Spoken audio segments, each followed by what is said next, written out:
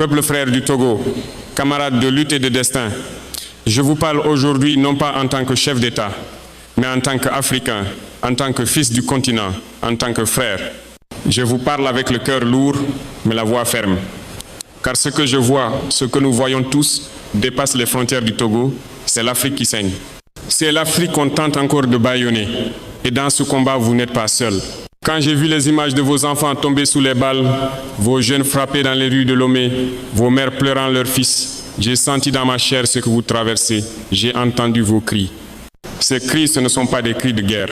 Ce sont des appels à la dignité. Et je vous dis ceci, la dignité ne se négocie pas. Elle se réclame debout, elle s'arrache avec sagesse et courage. Et ce que vous êtes en train de faire, en sortant, malgré la peur, malgré les menaces, malgré les matraques, c'est écrire une nouvelle page de votre propre histoire. Mais je veux m'adresser à vous tous, Togolais de tous bords, et surtout à vous, frères des forces de sécurité. À vous qu'on envoie dans les rues avec des ordres, parfois injustes, parfois inhumains. À vous qu'on oppose à votre propre peuple. Je vous dis, n'oubliez pas qui vous êtes. Avant l'uniforme, vous êtes fils de ce pays. Vous avez une mère qui prie pour vous.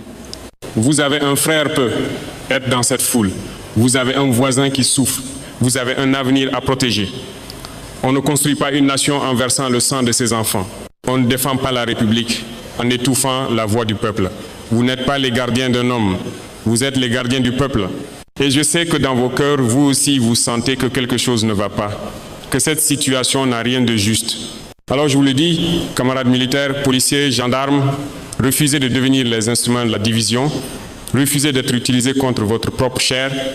Le Togo n'a pas besoin de guerre civile. Il n'a pas besoin de haine.